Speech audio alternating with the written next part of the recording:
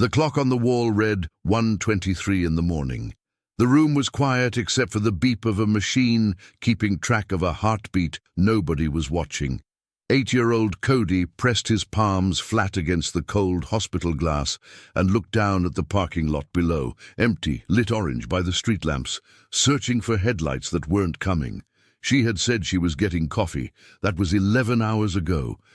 He was alone, sick, and waiting in the dark, until a man nobody would have expected looked up from the street and saw him standing there. What happened next shocked an entire city. The heat in Tucson never truly left, not even in the dead of night. It clung to the asphalt like something alive, radiating upward long after the sun had dipped behind the Rincon Mountains, turning the desert sky from burnt orange to deep violet to black. In the summer months, the city sweated through its nights the same way it sweated through its days, slowly, heavily, without relief. The air conditioners in the older buildings along South 6th Avenue wheezed and rattled like tired old men who had been asked to run too far and had never quite recovered. It was inside one of those older buildings, Tucson Regional Medical Center, a squat, 3-story structure that had been expanded twice in the 1990s and painted over so many times that the walls had a faintly lumpy texture beneath the institutional beige. That 8-year-old Cody lay in room 14 of the pediatric ward, staring at the ceiling. The ceiling was white with a water stain in the upper right corner that looked, if he tilted his head just right, like the outline of a rabbit. He had been studying it for 3 hours. He had named the rabbit Gerald. Gerald was his only company. Cody was small for his age, slight-boned and pale, with dark circles beneath brown eyes that always looked a little too wide, a little too watchful, as if he had learned early that the world required constant monitoring. His hair was a mess of chestnut brown that curled at the ears when it was too long, which it currently was. He had been admitted 2 days ago with a fever that had spiked to 104. 1, a rattling cough that shook his whole thin body, and what the intake nurse had described in her chart as moderate dehydration and possible lower respiratory infection.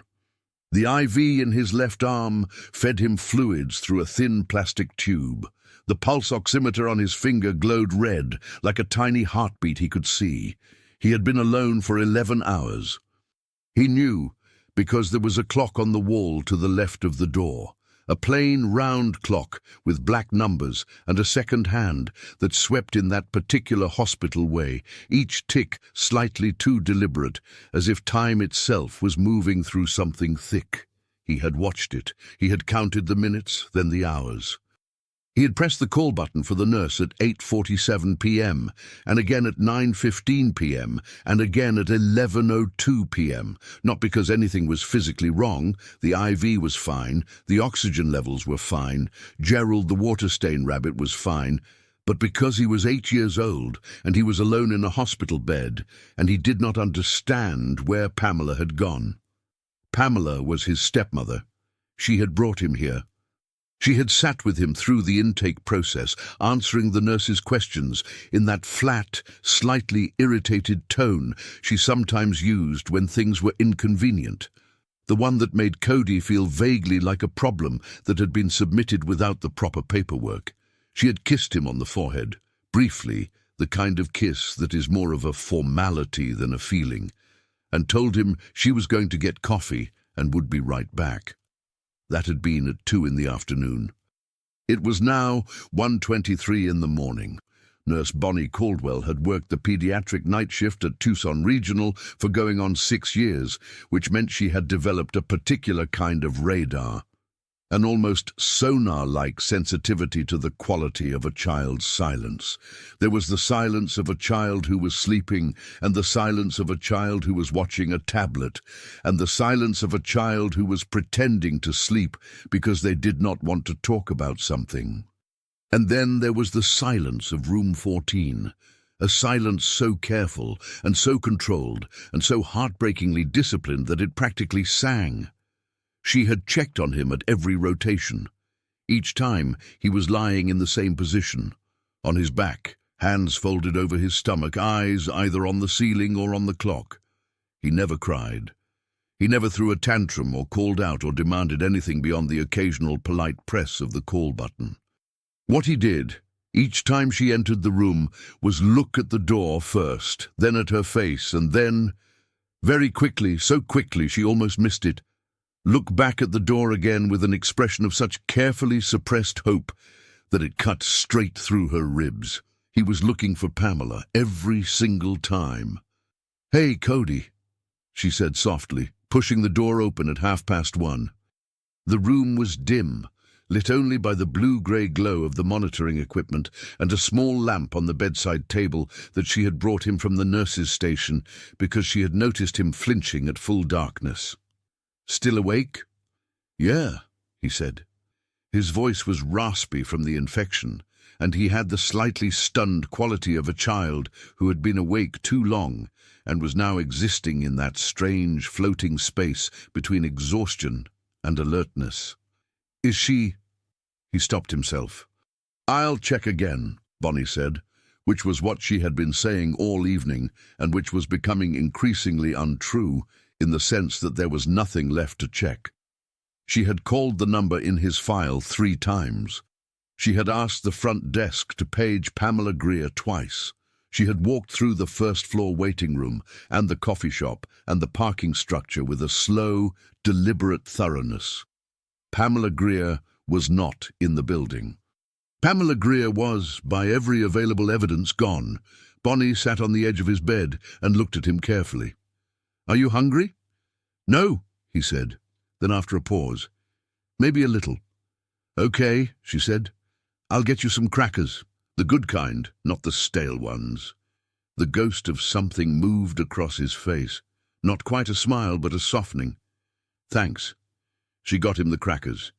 She sat with him until he fell asleep at 2 a.m, watching the slow rise and fall of his chest, the pulse oximeter's steady red glow, and the water stain on the ceiling that she had never noticed before, but could now see, quite clearly, looked exactly like a rabbit. She filed a report with the charge nurse before she left his room. She flagged it for the morning supervisor. She wrote, "Child left unattended, guardian unresponsive, social services notification recommended," in the incident log, using the flat, professional language that the forms required and that contained, if you looked carefully enough, a great deal of controlled rage. Outside, the desert heat continued its long, slow work. Somewhere on South 6th Avenue, a motorcycle engine turned over in the dark. Ryder Stone had not meant to end up at the hospital. He had meant to end up at a gas station 2 blocks east, which was where he had been heading when the rear tire of his 1998 Harley-Davidson Road King had begun to behave in a way that suggested something deeply unhelpful was happening to the inner tube. He had pulled off the road, assessed the situation with the particular brand of calm that came from 20 years of riding and a comprehensive familiarity with mechanical failure, and walked the bike slowly to the hospital's parking structure because it was the nearest lit structure with a flat surface. He was a large man, 6'2", broad across the shoulders, with the kind of physical presence that made people unconsciously shift to give him more room on a sidewalk. His arms were sleeved in tattoos from wrist to shoulder, old ink, faded slightly at the edges into that particular blue-grey that tattoos get after a decade or more, depicting scenes and symbols that meant specific things to specific people. He wore the leather vest with its patches openly, the winged death's head, the Arizona rocker, the bottom rocker that read Tucson. He was a member of the Hells Angels Motorcycle Club, Tucson chapter, which was a fact he neither advertised nor concealed. He was sitting on a low concrete barrier near the entrance to the parking structure, cell phone in hand, waiting for Cash Walker to answer his phone and come help with the tire situation, when a window on the 2nd floor caught his eye. It was lit, which was not unusual in a hospital. What was unusual was the small face in it. The child was pressed against the glass with his palms flat on the window and his breath fogging a small circle on the pane. From the street, Ryder could see only the outline, small, thin, dark-haired, but the posture told him everything. That was not a child looking out a window for entertainment. That was a child looking for something, looking hard. Ryder's phone buzzed. "Yeah," Cash said. "Change of plans," Ryder said, still looking at the window. "How long to get here?" 20 minutes. Why?" "Just come," Ryder said, and hung up. He stood there for a long moment, looking up at the second floor. The small face was still there, still looking, still pressing its palms against the glass as if trying to push through it by sheer want. Ryder Stone had done a great many things in his life, some of which he was proud of, and some of which he was not. But there was one thing, one very specific thing, that he had never in 48 years been able to walk away from, and that was a child in distress. He did not have a complicated reason for this. He did not have a therapeutic explanation or a childhood trauma to point to. He simply could not do it. Some things were wired into a person before they had any say in the matter. He walked toward the hospital entrance. The lobby of Tucson Regional Medical Center smelled of antiseptic and recycled air. At this hour, it was quiet. A security guard sat at the front desk, scrolling through his phone, and a woman in the waiting area was asleep across 3 chairs with her coat over her face. The overhead lights had been dimmed to half for the night shift, which gave everything a slightly underwater quality, pale and diffuse. Ryder Stone walked in, and the security guard looked up. There was a brief, highly legible moment. The guard, taking in the leather vest, the patches, the general physical impression of a man who had spent considerable time outdoors doing difficult things. And then Ryder said calmly and clearly, "Second floor, pediatric ward. I need to talk to whoever's in charge." "Sir, visiting hours." "I know what time it is," Ryder said, not aggressively, just factually. "There's a kid up there on his own. I need to talk to someone about it." The guard called upstairs. There was a brief conversation that Ryder did not try to overhear. Then the guard said, "Charge nurse will see you." The charge nurse was a woman named Margaret, 50s, with reading glasses on a beaded chain and the efficient, slightly compressed affect of someone who had been managing crises for 3 decades and no longer required a great deal of time to assess one. She met Ryder at the elevator on the second floor, looked him up and down with no visible reaction and said, "You saw him in the window?" "Standing there looking out. That's a kid looking for somebody," Ryder said. "How long's he been up here alone?" Margaret's expression did not change, but something shifted slightly beneath it. "We're addressing the situation," she said. "I'm not asking what you're doing about it," Ryder said. "I'm asking how long." A pause. "Since approximately 2 in the afternoon." Ryder absorbed this. It was now close to 2 in the morning. 12 hours. He stood in the hallway of the pediatric ward, and the number settled into him the way cold water settles into a wound, slowly, thoroughly, becoming part of it. "His name's Cody," Margaret said, because something in his face had evidently convinced her of something. "He's 8, lower respiratory infection. He's stable, but he needs rest, and he keeps—" She paused again, choosing her words. "He keeps getting up to look out the window. His parents know he's here. We've been unable to reach his guardian. His father is overseas, military deployment. The stepmother brought him in and—" She stopped. "And left," Ryder said. "Yes." The word sat in the hallway between them and was very heavy. "Can I see him?" Ryder asked. "You're not family," Margaret said. Then she looked at him for a long moment. "He's in room 14. Don't wake him if he's sleeping." Ryder nodded and walked down the hall. Cody was not sleeping. He was sitting up in bed when Ryder pushed the door open, and his head snapped toward the sound with that same terrible hope. And then, because it was not Pamela, because it was a very large man in a leather vest who was definitely not Pamela, the hope went out of his face like a lamp being switched off, but he did not look afraid. He looked at Ryder with those two wide brown eyes and said, with the polite caution of a child who has learned that unexpected adult attention can go several ways. "Hi." "Hey," Ryder said. He stayed in the doorway. He was aware that he was a large, tattooed man in a motorcycle vest in a child's hospital room at 2 in the morning, and that this required a certain degree of careful presentation. He leaned against the doorframe and did not advance into the room. "Can't sleep?" "Not really," Cody said. He looked at the door again, then back at Ryder. "Are you a doctor?"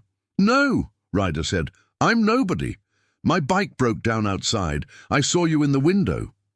Cody looked at the window, then back at Ryder, as if reassessing the geometry of the situation. "Oh," he said. "You've been up there a while," Ryder said. "Yeah," Cody said. He pulled the thin hospital blanket up slightly. "I was looking for my mum, my stepmom. She said she was getting coffee." "When was that?" "Afternoon," Cody said. The word was very small. Ryder said nothing for a moment, then he said, "Can I come in?" Cody considered this with the seriousness it deserved. Then he nodded.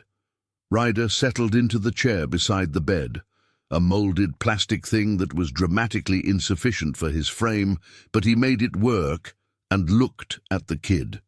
Up close, Cody was even smaller than he'd appeared from the street. He had IV tubing taped to the inside of his left elbow, a pulse oximeter on his right index finger, and the slightly translucent quality of a child who has been running a fever for too long. He also had, Ryder noticed, a small dinosaur sticker on the back of his IV hand, a T-Rex, bright green, slightly crooked, as if someone had put it there in a hurry. "Nurse give you that?" Ryder asked, nodding at the sticker. Cody looked at his hand. "Yeah, Bonnie. She said it was to make the IV part less bad." He paused. "It kind of works." "Bonnie the nurse," Ryder said. "She's nice," Cody said. "She got me crackers." "What kind?" "The good kind," Cody said with a ghost of pride, as if this were a significant and personal victory. They were quiet for a moment. The monitoring equipment beeped softly. Somewhere down the hall, a cart rolled past. "You scared?" Ryder asked. Cody thought about it with visible seriousness. "Kind of," he said. "Not of being sick. I'm scared she forgot where I was." He said it so simply, so matter-of-factly, that it hit Ryder somewhere between his sternum and his throat. Like, what if she forgot which hospital? He was working very hard to be generous with her. Even now, even after 12 hours, Ryder's jaw set. He kept his voice completely level. "Nobody forgot where you are," he said. "We know exactly where you are, okay?" Cody looked at him. There was a precision in that look, the look of a child who has been lied to enough times to have developed a finely calibrated lie detector, but who also desperately wanted to believe. "Okay," he said finally. "You want me to stay a while?" Ryder asked. Another careful evaluation. "You don't have to." "I know I don't have to," Ryder said. "I'm asking if you want me to." Cody looked at the ceiling, at Gerald the rabbit stain, and then back at Ryder. "Okay," he said. "Yeah." Cash Walker showed Ryder up 40 stayed. minutes later, not because Ryder had called him back, but because Cash had driven to the hospital anyway when Ryder hadn't answered his follow-up texts, which was Cash's way of doing most things. Show up and figure it out when you get there. He was a broad-shouldered man of 41, with a grey-threaded beard and a motorcycle jacket that had seen better decades, and he walked into room 14 to find his chapter president sitting in a plastic chair next to a small, sick child who was, against what seemed like considerable odds, asleep. Ryder looked up and put a finger to his lips. Cash looked at the child. He looked at Ryder. He pulled the other chair over from the corner of the room and sat down in it. Neither of them said anything. The monitoring equipment beeped. The clock ticked. Outside, Tucson breathed its slow, hot, sleepless breath. Cash pulled out his phone and typed rather than spoke. "What happened?" Ryder typed back. Stepmother dropped him off at 2 p.m. and left. Nobody's come back. Nobody's answering the phone. A pause. Then Cash typed, He been here all night alone? Yeah. Another pause, longer this time. Then, That's not right. No, Ryder agreed. It's not. By 6 in the morning, Hank Miller had also arrived, who had heard the whole story from Ryder, and he had driven across town in the blue pre-dawn dark with 2 bags of things from a 24-hour grocery store, juice boxes, animal crackers, a small stuffed armadillo that he had selected with what appeared to be considerable deliberation, and a bag of proper coffee beans for the nurse's station, because Hank held strong opinions about institutional coffee and believed that improving it was a form of community service. Nurse Bonnie Caldwell came on shift at 7 to find 3 large men in Hell's Angels leather, distributed around room 14 like furniture, one of them asleep in a chair, one of them reading something on his phone, and one of them, the largest one with the dark beard, sitting beside Cody's bed, watching the boy sleep with an expression of such focused, careful protectiveness that she stood in the doorway for a full 3 seconds before she said anything. "Good morning," she said carefully. All 3 pairs of eyes came up. "Morning," said the one with the beard. "He slept pretty well," said the one reading his phone, which was Cash. "Woke up around 4, had some juice, went back out." Bonnie looked at the stuffed armadillo on the bedside table. She looked at the juice box. She looked at Cody, who was indeed sleeping with a slightly more relaxed quality than she had seen in 2 days, his hands loose at his sides instead of folded carefully over his chest. "Which one of you is going to tell me what's happening?" she said. "I'm Ryder," said the one with the beard. "I'm going to need to talk to whoever handles your social services reporting, and I'm going to need to know what the process is for making sure that woman doesn't walk back in here and take him somewhere we can't find him." Bonnie Caldwell looked at Ryder Stone for a long moment. Then she said, "Give me 10 minutes," and went to find the charge nurse. What the investigation uncovered over the course of that day and the next was not complicated. Complexity would have been easier, in its way.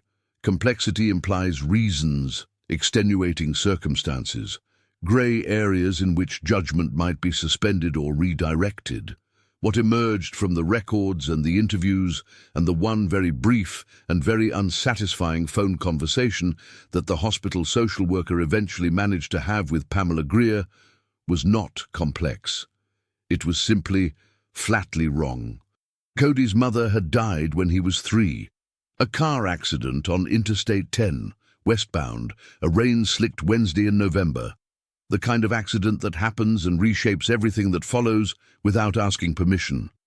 His father, Travis Greer, had remarried 2 years later. He was currently deployed to a base in Okinawa and was expected back in 4 months, which was information the social worker relayed to Ryder in the hallway with the careful neutrality of someone who is professionally obligated to present facts without editorial commentary, but who is clearly exercising that obligation under significant strain. Pamela Greer, when reached, had said, and these were by all accounts her actual words, that she needed a break. She had said she wasn't Cody's real mother.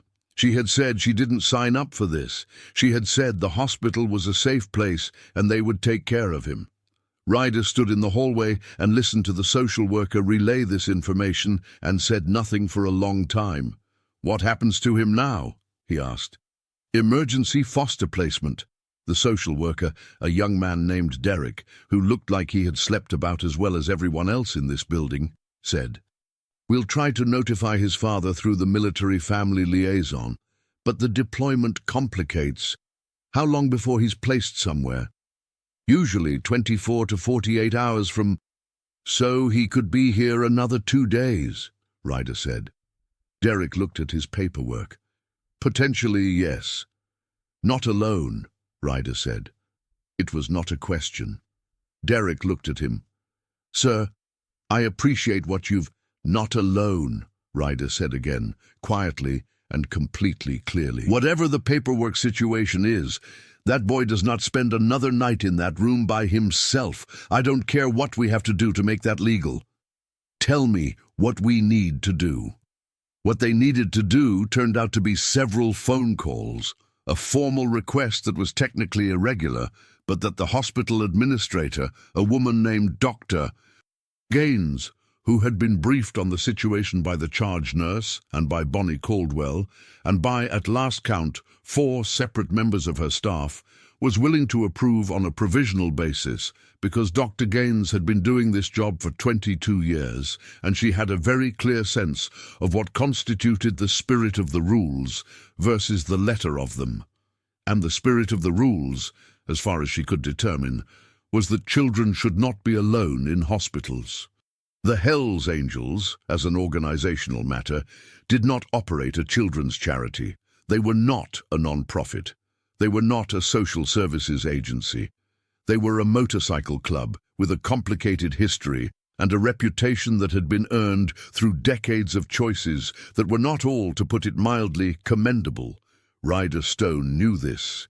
He had no interest in pretending otherwise.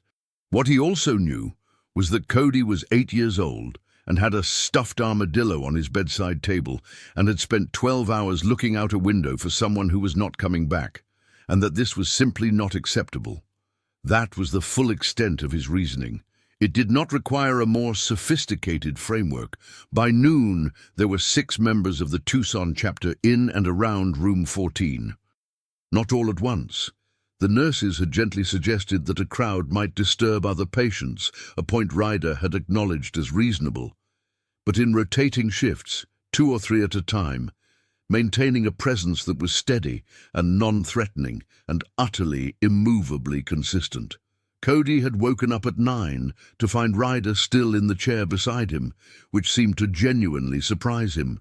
He had looked at Ryder with those careful brown eyes and said, "You stayed?" "Told you I would," Ryder said. Cody had looked at the armadillo. He had picked it up and looked at it closely. "Where'd this come from?" "Guy named Hank brought it," Ryder said. "He's outside. You can meet him later if you want." Cody turned the armadillo over in his hands. It was a realistic-ish plush, textured to approximate scales, with a pleasant weight that suggested it had been engineered for small hands to hold. "I like armadillos," Cody said. "Hank's good at guessing," Ryder said. At some point around 10 in the morning, Cody had asked, with the careful indirectness of a child raising a topic he has considered from multiple angles, "Is she coming back?" Ryder had been quiet for a moment. He had thought about what to say, going through several options and rejecting them in sequence, because Cody was 8 and small and sick, but he was also sharp, and he had been sharp enough to ask the question in the first place, which meant he was sharp enough to know when he was being managed. "I don't know," Ryder said, "but I'll tell you what I do know. I know where you are. The hospital knows where you are. There are people working on figuring out the next steps for you. And until that's figured out, you're not going to be by yourself, okay?" Cody looked at him for a long time. "Why?" he asked. "Why what? Why are you doing this? You don't know me." Ryder leaned forward in the plastic chair, resting his elbows on his knees. He was quiet for a moment, turning the question over. "My dad left when I was 7, he said finally. "Nobody stayed with me either." He paused. "I didn't think anybody was going to. And then somebody did, and it—" He stopped. "It mattered," he said. "That's all." Cody absorbed this. He held the armadillo. He looked at the water-stained rabbit on the ceiling. "Okay," he said, very quietly. The afternoon brought complications. Pamela Greer's brief phone call with the social worker had generated a report, and the report had gone to the appropriate channels, and those channels had generated a secondary issue. Pamela had apparently mentioned, in her conversation with Derek, that she was concerned about the motorcycle people at the hospital. She had used the phrase gang members. Derek, who had by this point spent approximately 6 hours in close proximity to Ryder and Cash and Hank and 3 other members of the chapter, relayed this information to Ryder with a visible awkwardness. "She's welcome to come down here and say that," Hank said from the doorway of room 14. He said it very calmly. Hank Miller was a large man who had driven semis for 11 years before his back gave out, and he had a particular quality of stillness that people sometimes mistook for laziness and occasionally for menace, but which was actually just a deep and comprehensive familiarity with patience. "She's welcome to come down here and explain exactly what she was doing while the rest of us were sitting here." "Hank," Ryder said, "I'm just saying. I know what you're saying." A pause. "She called him a burden," Hank said very quietly. "Derek told me. She said he was a burden." The room was quiet. Cody was asleep again, the armadillo tucked under his chin. "Yeah," Ryder said. "He's 8 years old," Hank said. "Yeah," Ryder said again. Hank looked at the child for a long moment. Something moved in his face, not anger exactly, but the thing underneath anger, the thing that anger is trying to address. "What are we going to do?" he asked. "Everything we can," Ryder said. "Starting with making sure he's okay. After that, we figure the rest out." Bonnie Caldwell, working a double shift because she had volunteered for it, brought lunch to the room at noon, a tray of soup and a small chocolate milk that she had sourced from somewhere, and that was not on the standard patient menu.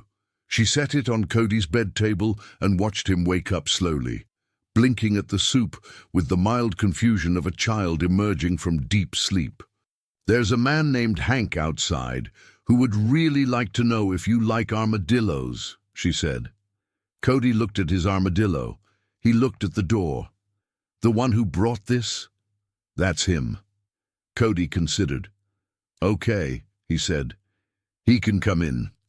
Hank Miller filled the doorway in a way that suggested the doorway had been designed for a smaller era of human beings. He was wearing his cut, the leather vest with its patches, and he had a face that had been outdoors for a long time and showed it. Deep-set eyes, a weathered brow, a jaw that looked like it had been cut from something geological. He looked at the boy in the hospital bed, and his entire face rearranged itself into something unexpectedly gentle.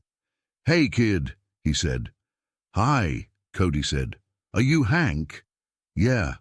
I like armadillos," Cody said. "The real ones. I saw one once on the road." "My dad showed me." Hank nodded. "Your dad sounds like a good guy." "He's in Japan," Cody said. "Okinawa, that's in Japan." "I know where Okinawa is," Hank said. "Have you been there?" "No," Hank said, "but I've been a lot of other places." He settled into one of the chairs, the plastic one creaking under him, and said, "You want to hear about some of them?" Cody looked at him with those careful eyes. Then he nodded and pulled the hospital blanket up and held his armadillo, and Hank Miller began to talk. By the third day, people were paying attention. It had started, as these things sometimes do, with someone's phone.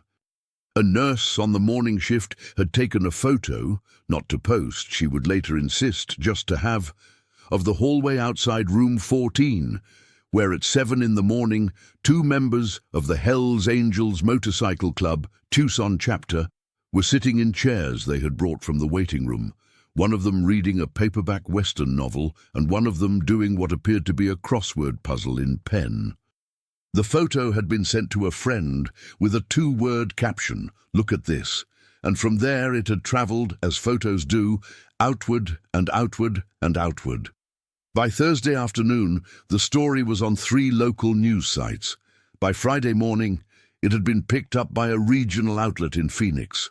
By Friday evening, Ryder Stone's phone had received 47 calls from numbers he did not recognize, and the hospital's main line had received significantly more.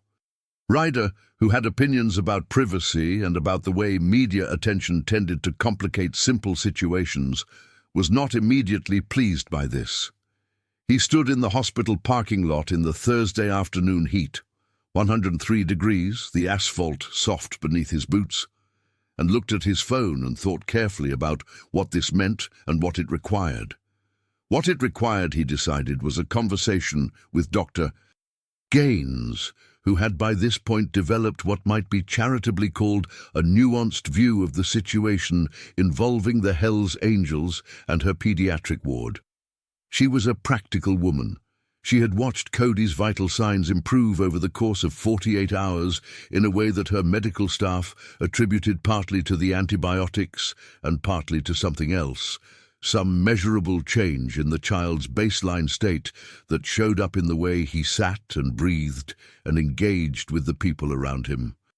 She was not a sentimental woman, but she was an observant one, and she noted these things and filed them alongside everything else she was observing. "The media attention concerns me in terms of Cody's privacy," Ryder said in Dr. Gaines's office, which smelled of old coffee and industrial carpet. "It concerns me too," she said. "He doesn't need to be a story," Ryder said. "He needs to be a kid who gets better and gets back to his dad." "I agree," she said. "Have you been in contact with the family liaison? Cash, one of our guys, has been working with Derek from social services. They think they can reach the father through the base chaplain. Might be a few days." Dr. Gaines nodded. She looked at the file on her desk. "He's responding well to the antibiotics. If the trend continues, he could potentially be discharged by the weekend." "Into what?" Ryder asked. A pause. "That's being worked on." "I know it's being worked on," Ryder said. He was not impatient, or rather, he was containing the impatience with the same steady, practiced discipline he applied to most things. "I'm asking what the options are." Dr. Gaines was quiet for a moment. "Emergency foster, most likely. We have a placement coordinator working on it. There are good families in the system." "Okay," Ryder said. "And the stepmother?" Another pause, this one longer and weighted differently. "That's a matter for Child Protective Services and potentially law enforcement," she said. "The report has been filed. It's out of my hands medically." "But not out of anyone's hands," Ryder said. "No," she said, "not out of anyone's hands." Ryder nodded and stood. He was at the door when she said, "Mr. Stone." He turned. "Whatever your reasons for being here," she said, "I want you to know that, from a purely clinical standpoint, it has made a measurable difference." She paused. "That's not something I say lightly." Ryder looked at her. "He's a good kid," he said. "That's the whole reason." He walked back down the hall. Cody's improvement was, by any measure, remarkable. The fever had broken fully by Wednesday night. The cough had shifted from the rattling, chest-shaking bark of the first days to something shallower and less urgent. By Thursday afternoon, he was sitting up in bed without being asked, eating a full meal for the first time, and had spent 45 minutes explaining to Cash Walker the entire plot of a book he'd read about a boy and a wild horse, with a level of narrative detail and enthusiasm that Cash privately considered more engaging than a great deal of adult conversation he'd been subjected to over the years. "And then the horse. You have to understand, the horse didn't trust anybody," Cody said, with the particular fervor of someone sharing something important. "Everybody thought he was mean, but he wasn't mean, he'd been treated bad, so he didn't know how to trust people yet." "Yeah," Cash said, with a neutrality that was actually quite carefully calibrated. "And the boy figured that out," Cody said. "He figured out that the horse wasn't mean, he was just scared. And so he didn't try to force him, he just stayed near him every day, until the horse got used to him being there." He stopped, seeming to realize something. He looked at Cash with those wide, watchful eyes. "That's kind of what you guys did," he said with the blunt, undecorated honesty of 8 years old. "Stayed near." Cash Walker had grown up in a house where men did not discuss what they felt about things, which had resulted in a style of emotional processing that was primarily interior and occasionally surfaced as unexpectedly abrupt exits from rooms. He sat with what Cody had said for a moment. Then he said, "Yeah, well, you're not so bad yourself, kid." Cody grinned. It was the first time Ryder, who was standing in the doorway, had seen him grin, and it changed his whole face, broke it open into something younger and lighter and more like what 8 should actually look like. On Friday morning, the story fully broke nationally. A journalist from a Phoenix outlet had pieced together the timeline from hospital staff interviews, social services records that had become partially public, and a brief inadvertent comment from a night shift orderly. The headline used the word abandoned. It used the phrase motorcycle club. It asked in the particular editorial shorthand of news headlines what the Hells Angels had done. What the Hells Angels had done was sit in plastic chairs in a pediatric ward for 3 days, and read westerns and do crosswords, and bring juice boxes, and listen to a kid talk about a horse book, and make sure that when he looked up from his hospital bed, there was always somebody there. Pamela Greer, reached by the journalist, declined to comment. She had, according to Derek the social worker, retained a lawyer. Ryder read the article on his phone in the hospital parking lot and felt the familiar discomfort of being looked at, of having something private made public, of having the mechanics of a simple human decision examined and explained and contextualized by people who had not been there. But he also read the comments, which he did not usually do, and what he found there underneath the predictable noise was something he had not entirely expected. People who were angry. Not at him, not at the club, at Pamela Greer, at the system that had taken 12 hours to flag a child alone in a hospital room, at the specific, named injustice of an 8-year-old looking out a window in the dark, waiting for someone who had decided he was too much trouble. The anger was appropriate, Ryder thought. It was pointed in the right direction. He went back inside. The conversation between Ryder and Cody on Friday afternoon was, in some ways, the most important one they had. It happened near the end of visiting hours, when the ward was quieter and the light through the window had turned the particular flat gold of desert late afternoon. Cody was sitting up in bed, the armadillo in his lap, and he had the slightly inward look of a child thinking hard about something. "Can I ask you something?" Cody said. "Yeah," Ryder said. "Are you going to be here when my dad comes?" Ryder considered this carefully. Travis Greer had been reached through the base chaplain on Thursday and had, by all accounts, been devastated, which was the word Derek used, with the particular restraint of a professional accustomed to understatement. He was working with the military's emergency family leave process. It would take time. There were procedures. "I don't know exactly when he gets here," Ryder said. "But yeah, if you want, we can be here." Cody looked at the armadillo. "He's going to feel really bad," he said. "My dad, he's going to feel like it was his fault." "It wasn't his fault," Ryder said. "I know," Cody said, "but he's going to feel like it was." He paused. "He loves her, Pamela. He thinks she—" Another pause, longer. "He thinks she loves me too." Ryder was quiet. The late light moved across the floor. "Cody," he said gently and directly, "what happened here was not okay. And the people who are supposed to make sure things like this don't happen are going to deal with it. That's already in motion. What you need to focus on is getting better, okay? Everything else is for the adults to handle." "You're an adult," Cody said. "Yeah," Ryder said. "And you're handling it," Cody said. "We're trying," Ryder said. Cody looked at him with those careful, too-old eyes. "I think you're doing a pretty good job," he said. It was, Ryder thought, probably the most meaningful thing anyone had said to him in years. Travis Greer arrived on a Sunday morning, having crossed 14 time zones on a combination of military transport and a commercial flight out of Tokyo that had landed at Tucson International at 6:47 a.m. He was a lean man of 36, with Cody's same dark hair and the particular kind of weathered stillness that military service and long-distance worry tend to produce in a person. He had not slept in what appeared to be an extended period of time.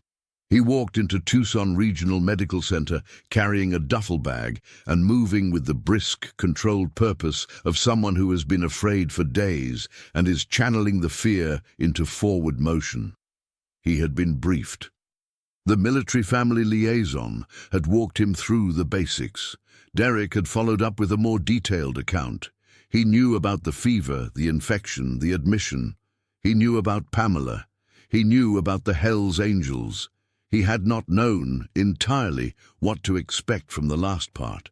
What he found on the second floor of the pediatric ward was this: Ryder Stone, sitting in a plastic chair outside room 14 with a paper cup of coffee, reading yesterday's newspaper.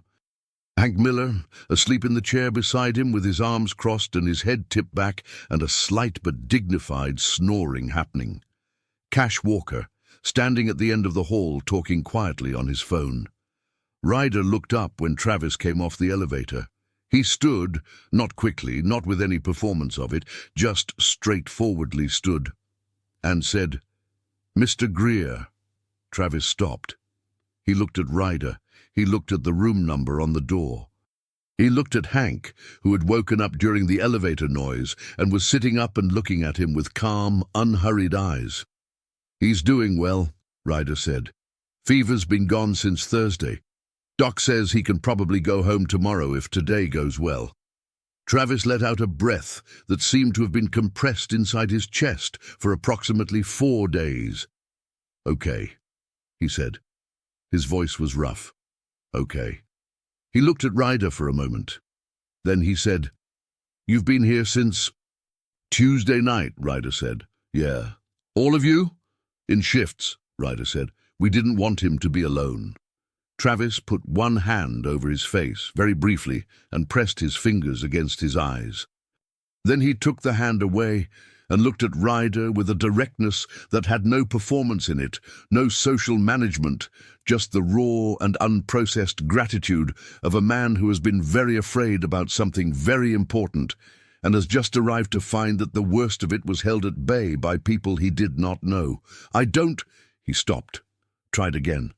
"I don't know how to—" "You don't have to," Ryder said. "Go see your son." Travis Greer pushed open the door of room 14. Cody was sitting up in bed. He had been told his father was coming. Bonnie had told him first thing that morning, and he had sat with this information for a while with an expression of such complicated, layered feeling that she had sat beside him for 20 minutes, just keeping him company in it. He was holding the armadillo. He had Gerald the rabbit stain on the ceiling to look at. He had gotten over the past 4 days rather good at waiting. But when the door opened and his father walked in, everything in his face, every layer of careful control, every managed expression, every disciplined piece of the keeping-it-together apparatus that he had assembled over the past days, collapsed at once. He said, "Dad," and his voice broke completely, and Travis crossed the room in 3 steps and pulled him into a hug that appeared to involve every available inch of both of them, and neither of them said anything for a very long time. Bonnie Caldwell, standing in the doorway because she had not been able to quite bring herself to leave before this, turned and walked very quickly back to the nurse's station and sat down and looked at her computer screen for a moment until she had assembled herself again. Ryder, in the hallway, heard the door close behind Travis. He looked at his coffee cup. He sat down again in the plastic chair. Hank said, "You good?" "Yeah," Ryder said. "Good," Hank said, and closed his eyes again. The conversation between Travis and Ryder happened later that afternoon, in the small family consultation room down the hall, which had a round table and 4 chairs and a box of tissues in the center, the institutional acknowledgement that things of weight were discussed here. Travis had spent 3 hours with Cody, talking, sitting, doing very little except being present in the same room, which seemed to be sufficient for both of them, and had emerged with reddened eyes and a composure that was clearly rebuilt brick by brick. He sat across from Ryder and looked at him. "I need to understand what happened," he said. "All of it." Ryder walked him through it. Not the abbreviated version, not the version designed to spare feelings or smooth edges, but the actual version. The phone call records, the timeline, the 12 hours, the window. He told it evenly and completely, the way he would want to be told something that he needed to know. Travis listened without interrupting. When Ryder finished, he was quiet for a long time. "She told me she loved him," he said finally. "She told me she—" He stopped. He pressed his hands flat on the table. "He was sick, and she left him in a hospital and went home." "Yes," Ryder said. "He was 8 years old," Travis said. "Yes," Ryder said again. Another silence. The consultation room was very quiet. "CPS is involved," Ryder said. "So is law enforcement. Derek, your social worker, can give you the details on where that stands." Travis nodded. "I know." He looked at the table for a moment. "I know what I have to do." He paused. "I have a lot of things I have to do now." He said it with the particular, exhausted clarity of someone who has just recognized the full scope of a rebuilding project and has decided to begin. "You've got time," Ryder said. "He's okay. He's going to be okay." Travis looked at him. "Because of you," he said. "We just stayed," Ryder said. "That's not a small thing," Travis said. "To a kid who's been left, that's not a small thing." Ryder thought about being 7 and dark and alone and the person who had stayed. He thought about how he had never fully had words for what that had meant, and how he had carried it anyway, wordlessly, in the place where things you can't say live. "No," he said, "it's not." The discharge happened on Monday morning. Cody was dressed in the clean clothes Travis had brought from the duffel bag, jeans and a faded green t-shirt that had a small hole near the pocket, and he was carrying the armadillo, and his IV had been removed, leaving a small square of medical tape on the inside of his elbow that he kept looking at with the proprietary satisfaction of a completed ordeal. The entire Tucson chapter was in the parking lot. Not in any organized or ceremonial way. They were simply there, leaning against bikes or standing in small groups or sitting on the low concrete barrier, the way people are in a place when they have decided to be in a place. 7 men in leather vests on a Monday morning in Tucson, in the white, bright desert light, doing nothing in particular. Cody came out through the sliding doors with Travis beside him and stopped when he saw them. He looked at Ryder. He looked at Hank and Cash. He looked at the 3 others he had met over the course of the last 5 days. Deke, who had brought him a deck of cards and taught him 2 games. Paulie, who had spent an entire afternoon helping him build a structure out of hospital cup lids. Marcus, who was quiet but who had a very good face for listening. He held the armadillo in both hands and looked at all of them. "You all came," he said.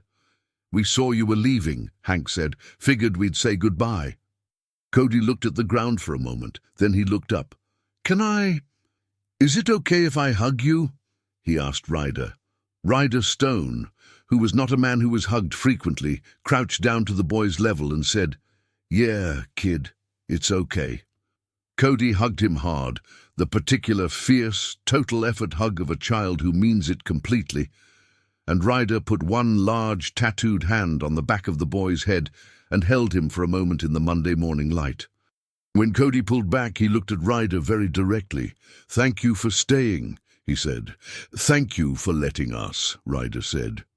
Cody went around and hugged Hank, who made a sound that he would characterize afterward as clearing his throat, but that bore a strong resemblance to other kinds of sounds. He hugged Cash, who squeezed him once, firmly, and let him go. He waved at the others with the arm holding the armadillo. Then he took his father's hand, and Travis Greer looked at the assembled men in the parking lot, at their leather and their patches and their bikes and their faces. And he said, "I don't know how to thank you." "Take care of him," Ryder said. "That's all." Travis nodded. He looked like he meant to say something else, and then decided that what was already said was sufficient, which Ryder respected. They walked to Travis's rental car. Cody got in the back seat and rolled down the window and looked out, and for a moment he was just a small, brown-haired boy in a car window, very much alive and very much on his way somewhere, holding a stuffed armadillo. He waved. 7 men in leather vests waved back. The car pulled out of the hospital parking lot and turned onto South 6th Avenue into the white Tucson morning. Ryder watched it until it was out of sight. "So," Cash said after a while. "Yeah," Ryder said. "Good week," Cash said. "Yeah," Ryder said. "It was." He looked at the hospital entrance for a moment. Somewhere on the 2nd floor, room 14 was being cleaned and turned over, ready for whoever came next. Gerald the rabbit was still on the ceiling. He would be there for whoever needed him. Ryder put on his helmet. Behind him, the chapter did the same. The familiar sequence of leather and metal, the settling of weight into seats, the particular readiness that precedes motion. The engines turned over in the white desert light, one by one, and then they were rolling. South on 6th, then east, then out past the city limits where the rincons rose blue and ancient against the sky, and the road opened up the way roads in the desert do, wide and clean and going on forever. And what Ryder Stone felt, riding out into that morning, was not complicated. It was not grand.